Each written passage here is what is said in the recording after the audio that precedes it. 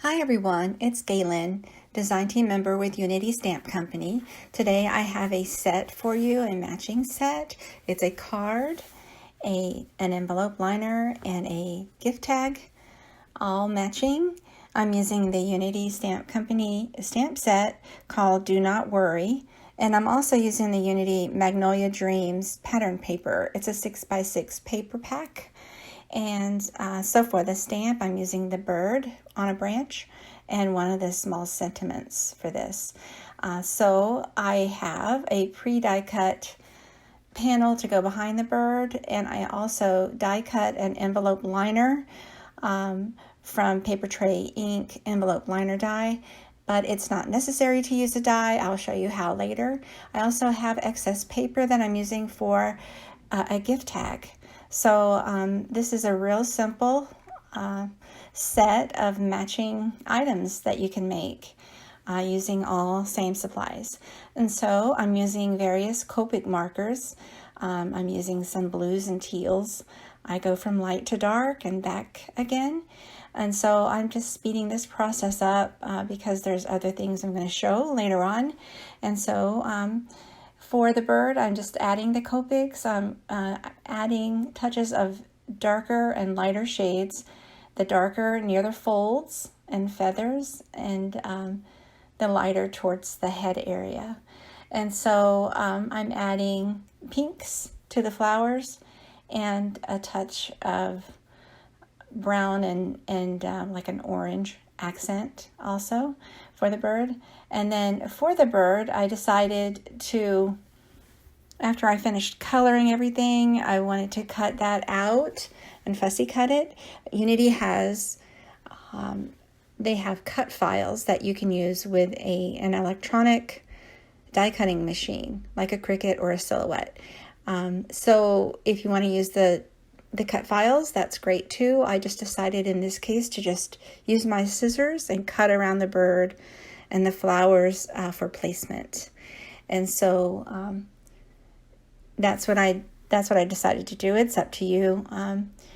Also, after I fussy cut this, I sometimes like to use either dark distress ink in jet black or a black Copic marker just to outline the edges of the areas that I want to be a little darker or more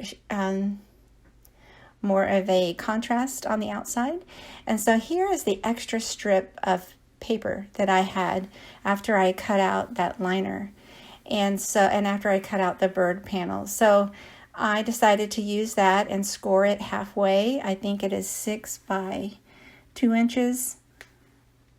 The tag is cut 6 by 3 inches, and I hole punched that in the corner, folded it, and put twine in it, and there you go. You can use it either side, and it's great to write just a note in there with a gift.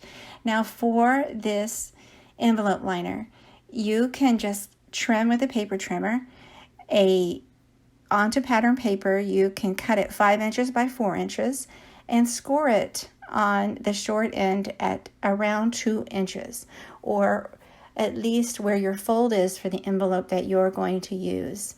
So in my case, I'm using more of a square envelope flap, but if you have a V-shaped envelope flap, you can just cut it to match your envelope, but just slightly smaller.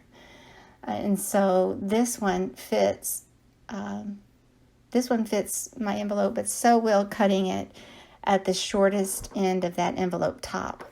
So the shortest end of my envelope top is 5 inches wide, and so you trim that all the way down and place it in there and only add adhesive to the top part.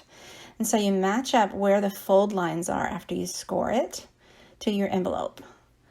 And then you fasten it down. It should fold nicely and remain inside the envelope. And so this is a nice accent to your card. And so I place that die cut panel right onto the card base. I place that sentiment on there, and the bird I popped up with foam tape, and I overlap the sentiment just a bit, just for an accent. And it's a top fold card, and there's your tag. and your card and a card envelope. And so this is great to use as a gift set to give to somebody. Thanks so much for watching. I hope you take a moment to like and subscribe to my YouTube channel. Have a great day.